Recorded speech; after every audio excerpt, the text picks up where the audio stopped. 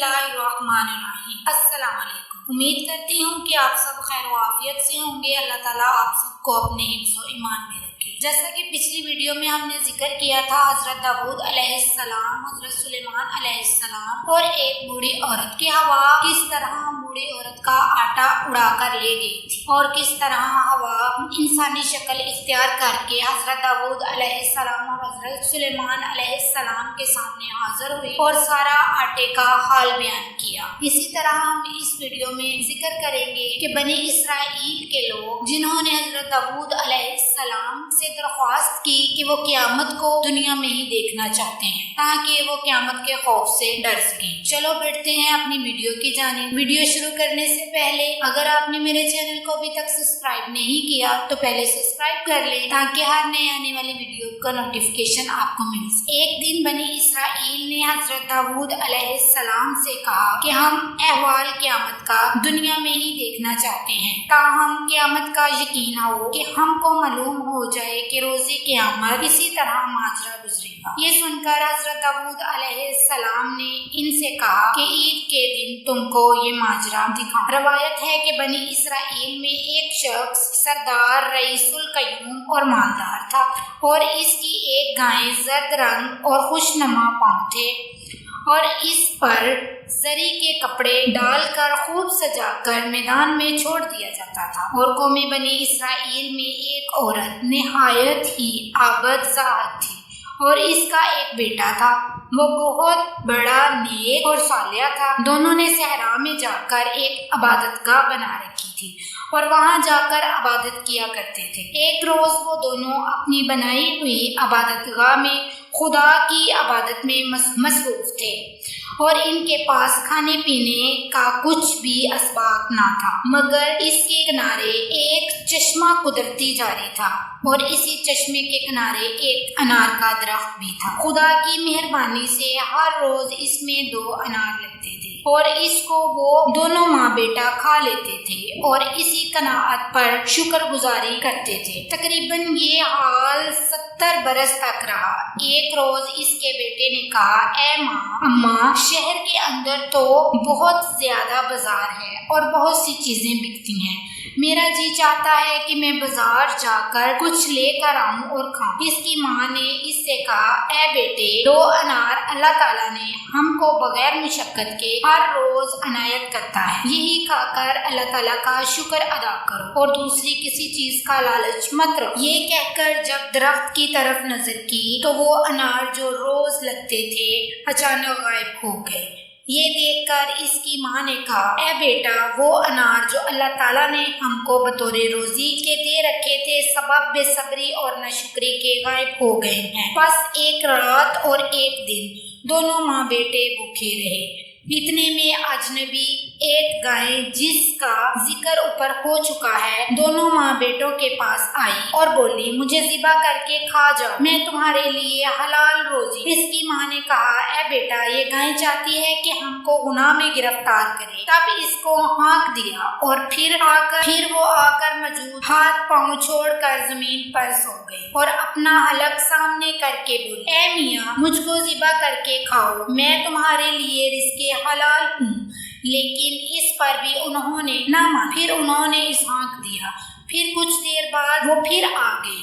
तब लाचार होकर तीसरे दिन माँ बेटे ने इसको ज़िबा किया और कबाब वगैरह बनाकर खाए। और जब वो गाय तीसरे दिन अपने आका के घर ना गई तो आका ने बहुत तलाश किया और बहुत से लोगों को जंगल और मैदानों की तरफ भेजा। आखिरकार वो ना बिल आखिर एक औरत कौमे बनी इसराइल से थी जो घर में खरीदो फरोख्त के वास्ते जाती थी। अतफाकन वो औरत इन दोनों माँ बेटे के घर गई। देखती है कि एक गाय ज़िबा करके दोनों माँ बेटे कबाब बनाकर खा रही हैं और औरत देखकर बोली, माँ बेटे दोनों घबरा गए और इसी घबराहट में माँ ने अपने बेटे से कहा कि आज इतने बरस से हम यहाँ अपने खालिक़े हकीकी की इबादत में मशगूल हैं। ہیں اور رزق کے حلال کھاتے ہیں، آخر میری بات تو نے نہیں مانی اور بیگانی گائیں ذبح کر کے کھا گئے۔ کیا خبر خدا ہم کو کس عذاب میں مبتلا کرے، پھر ہم کو رسوا کرے سارے ملک میں۔ پس اس عورت نے جا کر اس گائے کے مالک کو خبر دی اور اس کا نشان بھی بتا دیا۔ گائے کے مالک نے حضرت داؤد علیہ السلام سے جا کر اپنی درخواست پیش کر کہ فلاں شخص نے میری گائے ذبح کر کے کھائے۔ حضرت داؤد نے اس وقت حکم کیا، اس شخص کو فوراً میرے دربار میں حاضر کرو۔ اس حکم کو لے کر لوگ ان کے ماں بیٹے کے پاس گئے اور ان دونوں کو حضرت داؤد علیہ السلام کے دربار میں لا کر حاضر کر دیا۔ حضرت داؤد علیہ السلام نے ان سے پوچھا کہ تم نے کیوں دوسرے کی گائے ذبح کی اور کر کے کھائی؟ انہوں نے کہا، اے خلیفہ خدا، گائے 3 دن تک ہمارے دروازے پر آ کر پڑی رہی اور بار بار ہانکنے سے بھی نہ گئی، اور وہ بولتی تھی کہ میں تمہارے لیے حلال روزی، مجھے تم ذبح کر کے کھا جاؤ، اور ہم لوگ 3 دن کے بھی تھے، اس کو ذبح کر کے کھا گئے۔ یہ بات سن کر گائے کے مالک نے کہا کہ تم جھوٹ کیوں بولتے ہو؟ گائے بیل نے بھی کسی سے بات کی ہے؟ تو حضرت داؤد علیہ السلام نے فرمایا، ہاں، وہ البتہ اللہ تعالیٰ کے حکم سے بات کر سکتی ہے۔ العرض جب صاحب گائے نے دونوں ماں بیٹے سے قصاص طلب کیا، پھر حضرت داؤد علیہ السلام نے فرمایا کہ تم ان کو معاف کر اور اس کے عوض ہم سے 1000 اشرفیاں لے لو۔ وہ بولا کہ میں ہرگز ان کو معاف نہیں کروں گا، میں تو اپنی گائے کا قصاص لوں گا۔ پھر حضرت داؤد علیہ السلام نے اس سے کہا کہ اس گائے کا چمڑا بھر کر اشرفیاں مجھ سے لے لو اور ان کی خطا کو معاف کر دو۔ اس جاہل نے حضرت داؤد علیہ السلام کا کہا نہ مانا۔ اتنے میں حضرت جبرائیل علیہ السلام نازل ہوئے اور انہوں نے کہا کہ اے داؤد، اللہ تعالیٰ تم کو سلام کہتا ہے اور فرماتا ہے کہ بنی اسرائیل احوال قیامت تجھ سے دنیا میں ہی دیکھنا چاہتے تھے، تم ان سے کہہ دو کہ کل عید کے دن میدان میں جا کر سب حاضر ہوں، احوال قیامت کا وہاں دیکھ۔ تب حضرت داؤد علیہ السلام نے ان سے کہا، وہ سب چھوٹے بڑے زن و مرد قوم کے اس میدان میں عید کے روز جا کر حاضر ہوئے، اور حضرت داؤد علیہ السلام منبر پر چڑھ کر کتاب زبور پڑھنے لگے اور تمام لوگ ان کے خوش الحانی کی وجہ سے غش میں آ گئے۔ اس وقت حضرت جبرائیل علیہ السلام نے حضرت داؤد علیہ السلام سے کہا، اس رئیس قوم صاحب گائے سے پوچھو کہ اس دن کو وہ یاد کرے جس دن شام کی راہ سے فلانے سوداگر کے ساتھ نوکر ہو کر جاتا تھا، اس کے ساتھ 500 اونٹ، بکریاں اور مال و اسباب تھا، تو نے اس کو مار کر سب چھین لیا اور پھر مصر میں جا کر اس کے مال اسباب سے تو نے بہت نفع کمایا، اور اس کے بعد تو ملک شام چلا آیا، اتنا مال و متاع جو تو نے جمع کیا، یہاں تک کہ قوم بنی اسرائیل کا سرغنہ بھی ہوا۔ وہ سوداگر جس کو تو نے مارا تھا، یہ اس کی بیوی اور اس کا لڑکا ہے جو تیری گائے کو ذبح کر کے کھا گئے، اور وہ اس وقت جتنا مال تیرے پاس موجود ہے سب ان سب کا ہے۔ حضرت داؤد علیہ السلام نے یہ حقیقت جبرائیل علیہ السلام سے سن کر صاحب گائے سے پوچھا، اس نے اس بات سے انکار کیا اور پھر کہا کہ میں نے ہرگز کسی کو نہیں مارا اور یہ مال صرف میرا ہی ہے، بالکل جھوٹ ہے، جو آپ نے سنی ہے بات وہ جھوٹ ہے۔ تم اس وقت خدا کے حکم سے زبان اس کی گونگی ہو گئی، اور پھر ہاتھ پاؤں نے اس کی گواہی دی۔ اس کے ہاتھ نے کہا کہ میں نے چھری سے اس سوداگر کو ذبح کیا تھا اور اس کا شطر و مال اسباق سب لے لیا، اور اسی طرح تمام اعضاء نے اس کی گواہی دی۔ قوم بنی اسرائیل یہ حقیقت سن کر بڑی متعجب ہوئی۔ حضرت داؤد علیہ السلام نے کہا، اے میرے بھائی مومنو، یہی حقیقت ہوگی حشر کے دن، جس نے بھی جو کچھ نیک کام کیا بد کام کیا ہوگا، قیامت میں اللہ تعالیٰ کے سامنے حاضر ہوگا، ہاتھ پاؤں ان کے گواہی دیں گے، جیسا کہ صاحب بکر کے ہاتھ پاؤں نے گواہی دی اور منہ سے اس دن کچھ نہ بول سکے گا، جیسا کہ اللہ تعالیٰ ارشاد فرماتا ہے۔ ترجمہ، آج ہم مہر کر دیں گے ان کے منہوں پر اور بولیں گے ہم سے ان کے ہاتھ پاؤں جو کچھ وہ کماتے تھے دنیا میں آخرت میں آخر حضرت داؤد علیہ السلام نے ان دونوں ماں بیٹوں کو کہا کہ رئیس قوم جو صاحب گائے ہیں تمہارے باپ کو مار کر تمہارا مال اور دولت لوٹ کر لے گیا تھا، اب خدا کا حکم ہے کہ اسے مار کر تم اپنے باپ کا قصاص لے لو اور اس سے اپنا سب مال اسباق لے لو۔ اس لڑکے نے اس بات کو سن کر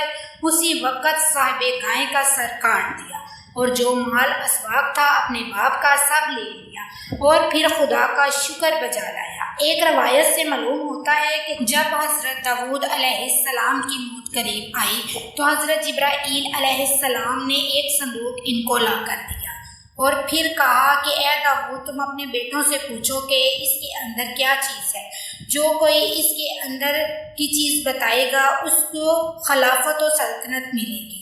تب بنی اسرائیل اور 15 بیٹوں کو اپنے پاس بلا کر ایک جگہ جمع کیا کر کے پوچھا کہ بتاؤ اس صندوق کے اندر کیا چیز ہے، جو کوئی بھی بتائے گا اس کو میں اپنا ولی عہد مقرر کروں گا، نبی بھی ہوگا اور بنی اسرائیل اور سارے جہاں کا بادشاہ بھی ہوگا، کسی سے بھی اس کے اندر کی چیز نہ بتائے گی۔ حضرت سلیمان علیہ السلام اپنے سب بھائیوں میں سے چھوٹے تھے، وہ خدمت باپ کی بجا لائے اور کہا اے ابا جان اگر آپ کا حکم ہو تو خادم عرض کرے کہ اس کے اندر کیا ہے۔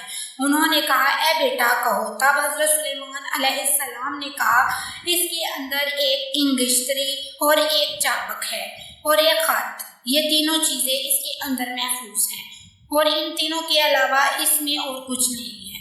جب صندوق کھول کر دیکھا تو وہی 3 چیزیں پائیں۔ حضرت جبرائیل علیہ السلام نے کہا کہ یہ تینوں چیزیں معجزے سے تعلق رکھتی ہیں۔